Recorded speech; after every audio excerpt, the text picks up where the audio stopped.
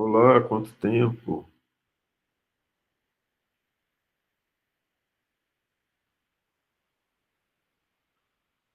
Olá, Obrigado por ter respondido. Você viu meu boa espírito? noite, Carlos. Boa noite, dona Beth. Vocês viram que meu espírito de luz se materializou aqui hoje? Não? Então tá bom. Aproveitem.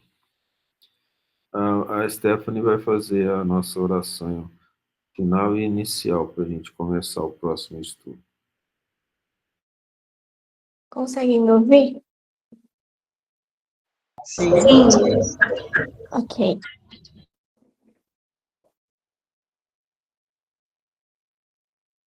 Vamos imaginar Jesus à nossa frente nesse momento, com seus braços estendidos, nos esperando, nos convidando mais uma vez a encontrá-lo neste momento. Agradecemos a Ele a permissão por mais um estudo, por estarmos mais uma vez aqui reunidos em nome dele. Agradecemos aos lares, às famílias, aos amigos, a todos os companheiros de jornada, ao alimento, ao conforto. Que nesse momento possamos abrir os nossos corações, deixando com que Jesus entre e faça morada,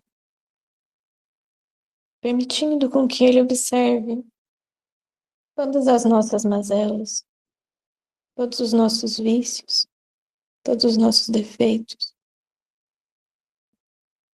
Possamos ter humildade de reconhecer forças para dedicarmos à retirada de cada um deles.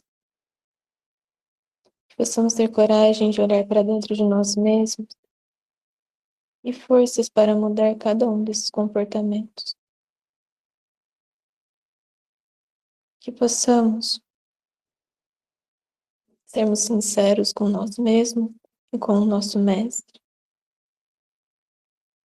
Que possamos nos dedicar aos estudos e ao auxílio do nosso próximo. Que possamos prestar mais atenção ao nosso irmão, ao nosso lado, para que não deixemos de fazer o bem.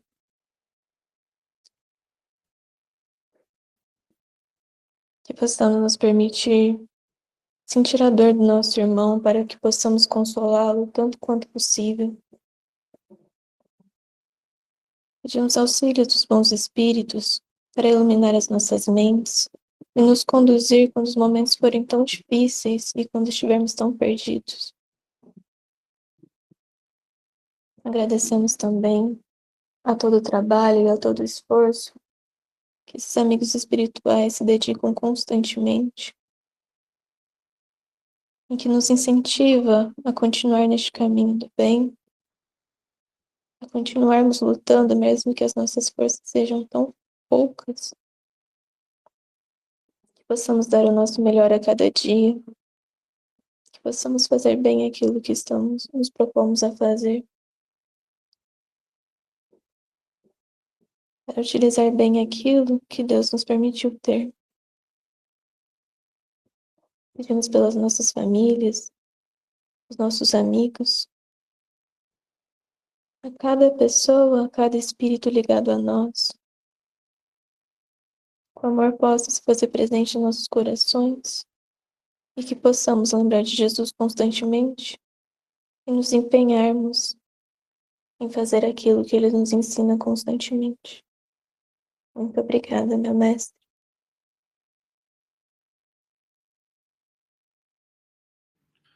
Obrigado, Stephanie. que assim seja, Senhor. Nós paramos no capítulo 24, que é o último capítulo do Evangelho do apóstolo, não é apóstolo não, né, do evangelista Lucas. Ele não conheceu o Cristo pessoalmente, encarnado. Então, o que nós vimos é que o Cristo foi crucificado, foi enterrado.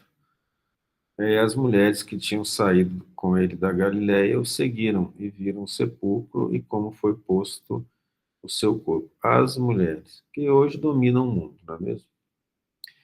E voltando, elas prepararam especiarias e ungüentos e no sábado repousaram conforme o mandamento.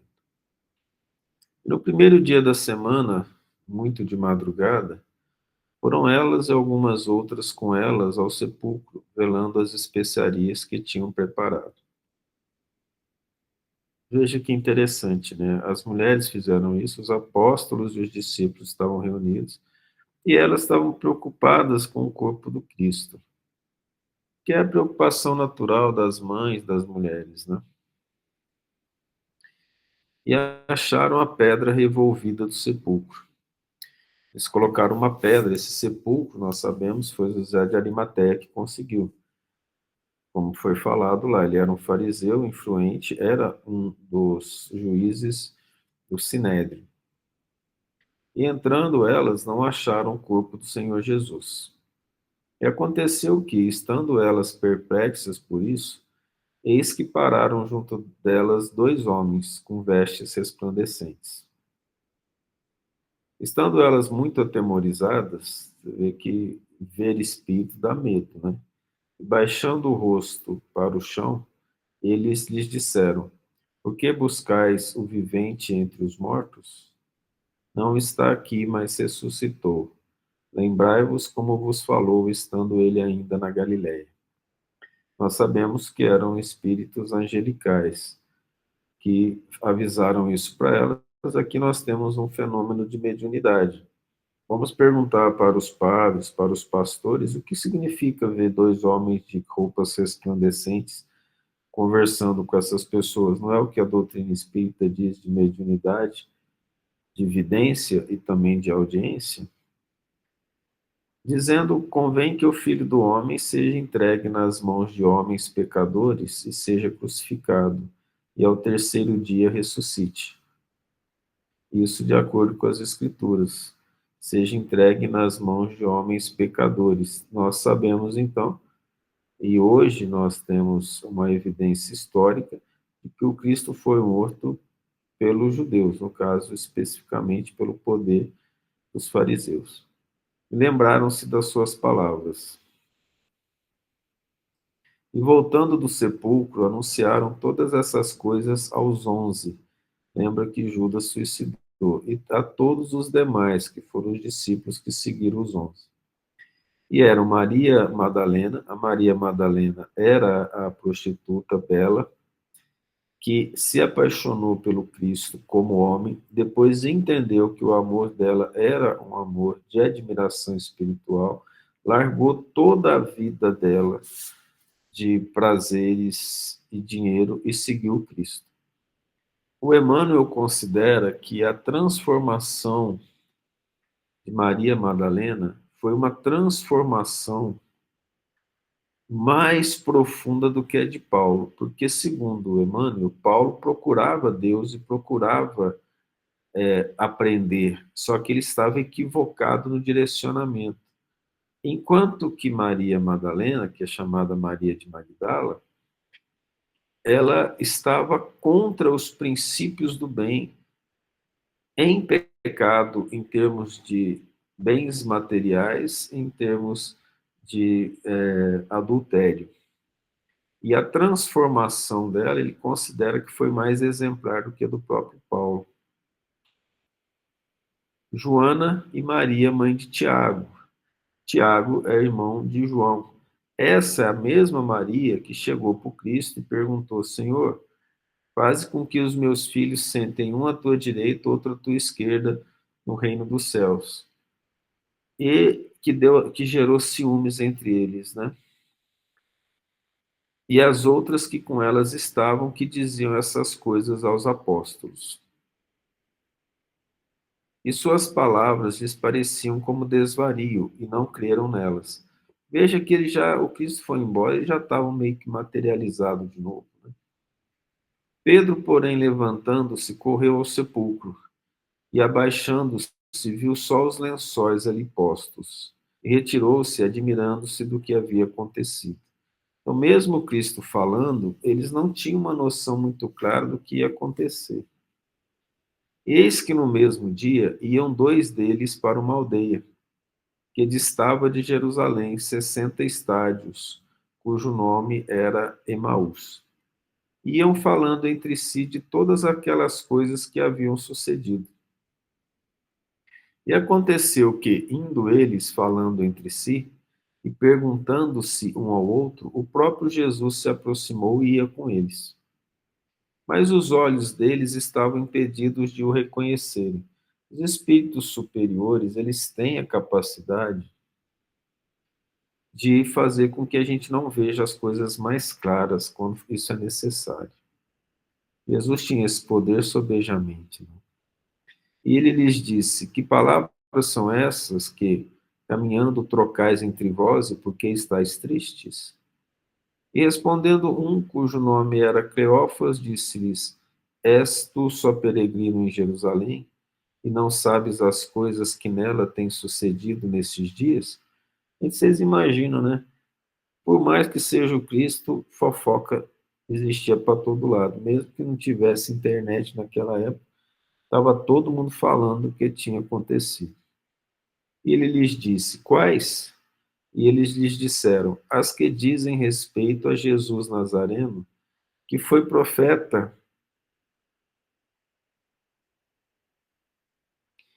poderoso em obras e palavras diante de Deus e de todo o povo.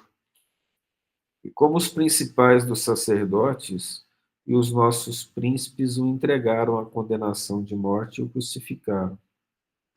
E nós esperávamos que fosse ele o que redimisse Israel. Mas agora, além de tudo isso, é já hoje o terceiro dia desde que essas coisas aconteceram. Veja que eles mesmos estavam esperando que Israel se redimisse, dando a Israel o poder bélico sobre as outras nações. Ainda que também algumas mulheres dentre nós nos maravilharam, as quais de madrugada foram ao sepulcro, e não achando o seu corpo, voltaram, dizendo que também tinham visto uma visão de anjos, que dizem que ele vive. Então, elas sabiam que elas tinham visto anjos, né? E alguns dos que estão conosco foram ao sepulcro e acharam ser assim como as mulheres haviam dito. Porém, a ele não o viram. E ele lhes disse: Ó nécios e tardos de coração para crer em tudo que os profetas disseram. Então já tinha tudo sido previsto, mas eles não entendiam, né, profundamente aquilo que os profetas haviam falado. Porventura não convinha que o Cristo padecesse essas coisas e entrasse na sua glória? Começando por Moisés e por todos os profetas, explicava-lhes em todas as Escrituras o que dele estava escrito. E chegaram à aldeia para onde iam, e ele fez como quem ia para mais longe. E eles o constrangeram, dizendo: Fica conosco, porque já é tarde e já declinou o dia. E entrou para ficar com eles. E aconteceu que, estando com eles à mesa, tomando o pão, abençoou e partiu e deu a eles. Abriram-se-lhes então os olhos e o reconheceram, e ele desapareceu diante deles. E disseram um para o outro: Porventura não ardia em nós o nosso coração quando pelo caminho nos falava e quando nos abria as Escrituras? E na mesma hora, levantando-se, retornaram para Jerusalém e acharam congregados os 11 e os que estavam com eles, que diziam: Ressuscitou verdadeiramente o Senhor e já apareceu a Simão. E eles lhe contaram o que lhes acontecera no caminho e como por eles foi reconhecido no partir do pão. E falando eles dessas coisas, o próprio Jesus se apresentou no meio deles e disse-lhes: Paz seja convosco. E eles, espantados e atemorizados, pensavam que viam algum espírito. E ele lhes disse: Por que estáis perturbados e por que sobem tais pensamentos ao vosso coração? Vede as minhas mãos e os meus pés, que sou eu mesmo. Apalpai-me e vede, pois em espírito não tem carne nem ossos, como vedes que eu tenho. E dizendo isso, mostrou-lhes as mãos e os pés. E não o crendo eles ainda por causa da alegria e maravilhados, disse-lhes: Tende aqui alguma coisa de comer? Então eles apresentaram-lhe parte de um peixe assado e um favo de mel, o que ele tomou e comeu diante deles. E disse-lhes: São estas as palavras que vos disse, estando ainda convosco, que convinha que se cumprisse tudo o que de mim estava escrito na lei de Moisés, e nos profetas e nos salmos. Então abriu-lhes o entendimento para compreenderem as Escrituras. E disse-lhes: Assim está escrito e assim convinha que o Cristo padecesse e ao terceiro dia ressuscitasse dos mortos. E em seu nome se pregasse o arrependimento e a remissão dos pecados em todas as nações, começando por Jerusalém.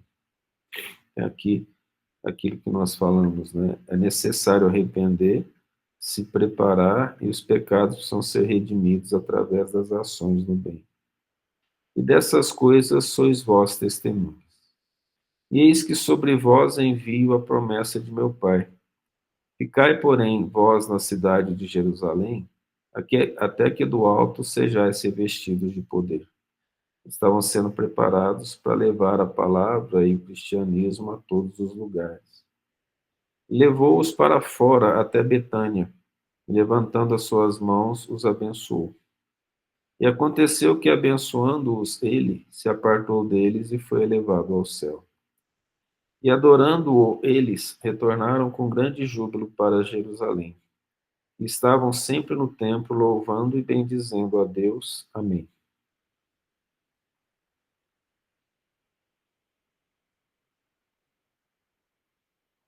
Então termina aqui nosso Evangelho de Lucas, que nos trouxe um conhecimento muito profundo sobre a vida do Cristo.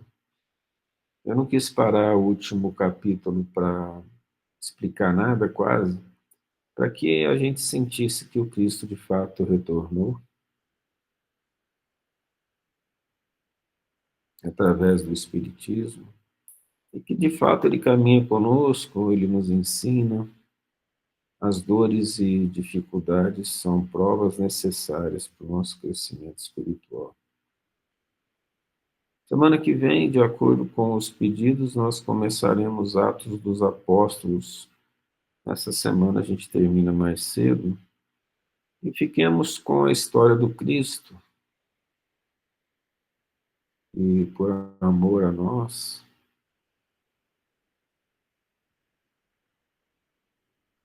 nos trouxe os ensinamentos, a palavra de Deus, nos encheu de luz através do seu amor e cuida de nós até hoje. Que esse capítulo seja a oração dos bons espíritos por nós e que não paremos diante das dificuldades que são até pequenas, porque ele nos mostrou o caminho da redenção, que é o caminho do amor. Não nos preocupemos com a opinião daqueles que não procuram Cristo, porque eles ainda não sabem o que fazem, como Cristo pediu por nós mesmos. Mas cabe a nós que estamos aprendendo sobre ele a fazer o trabalho que ele deixou e que ainda precisa ser feito durante muitos anos até que a terra seja o seu reino de amor. Deus nos abençoe e até a próxima semana. Boa noite, Thales. Gratidão.